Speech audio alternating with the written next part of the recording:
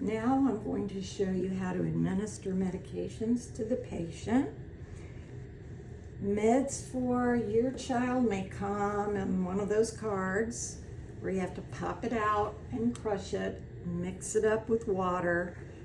Depending on the size of the child, we want to be careful with how much water that we administer. The amount of water every child gets is determined by an algorithm, and most of these kids don't have renal problems. It's not that big of a deal, but we try to stick with less is better, because after the patient has their feeding of the day, they're going to get a bolus of water. So their stomach's going to be pretty full because we seem to give the meds right after the feedings. Right. In hospitals, especially in this Tri-County area, to prevent errors, which could occur if you drew PO meds up in Luer lock syringes, that prevents someone thoughtlessly being able to access an IV with it. However, I've got to make a disclaimer to you that Luer lock syringes are going to fit better in some of these according to what Hilltop has available. So you may fit this in.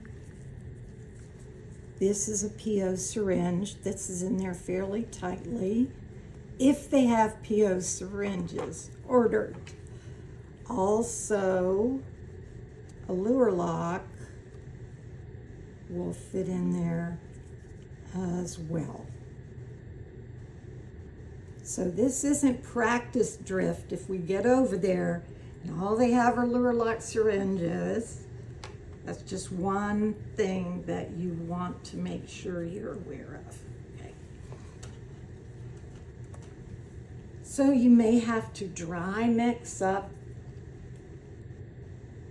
and using your little medicine cups, or a lot of the medications, as many as possible, come in a bottle, which is going to be labeled, etc., for the child. The LPNs generally will pull the children's meds out of their cart for us. Sometimes we have to go back and ask them because sometimes they don't have what we need. So we would put, let's try a Luer lock. Okay.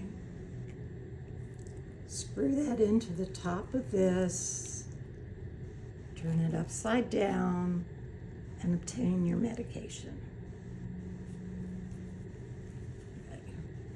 You might put a little bit of air in there, just like you would any other closed container. Just don't put so much that it pushes the stopper out.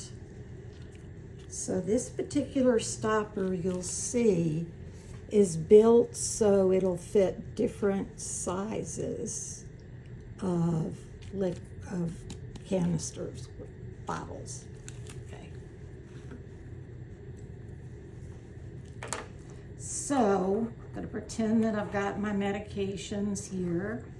And what do I do first? Of course, we irrigate. And this tube is almost exactly 3 milliliters long. 3 milliliters of fluid will fill it up. So 3 milliliters of flush is what we're going to do first. Going to make sure that we're clamped. This is closed. Open up. Get my fingers out of the way. We're going to open this up. We've got it clamped because if they cough, some of the GI fluids might be coming back out. So we're saying, I didn't have air in here. I'm just pretending here. going to put, because there's a little bag there catching this, I don't want to overfill it. So I'm going to push that on, then unclamp,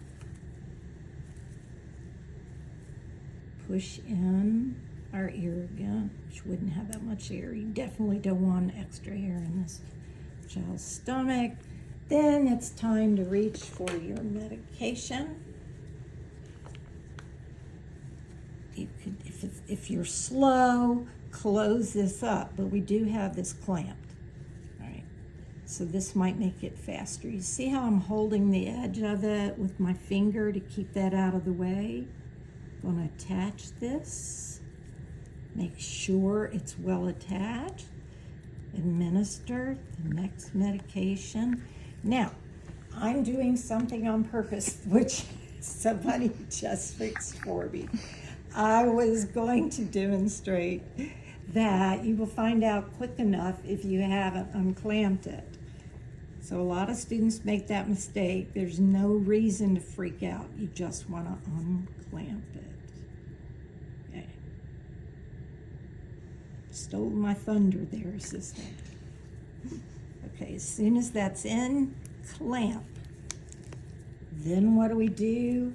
We're going to irrigate with 3 milliliters again.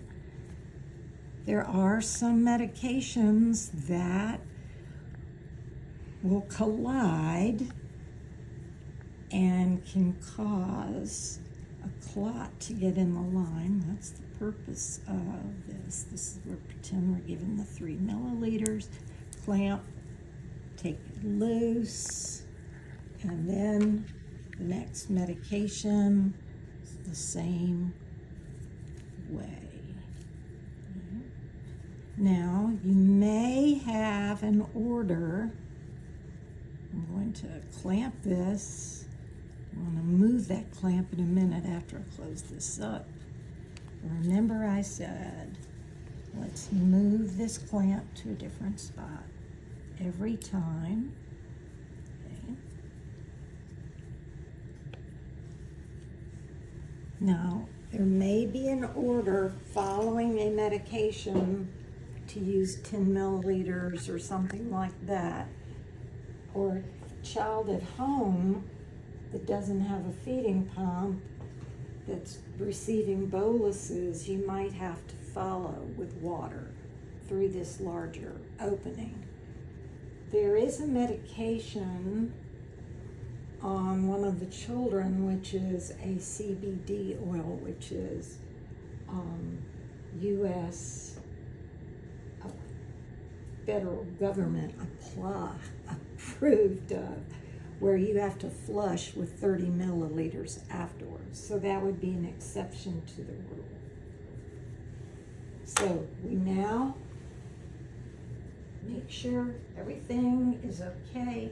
If this child is going to have this removed for the day, no feeding is going in or whatever, we would go in just like we did before and pull out, and we would close that up.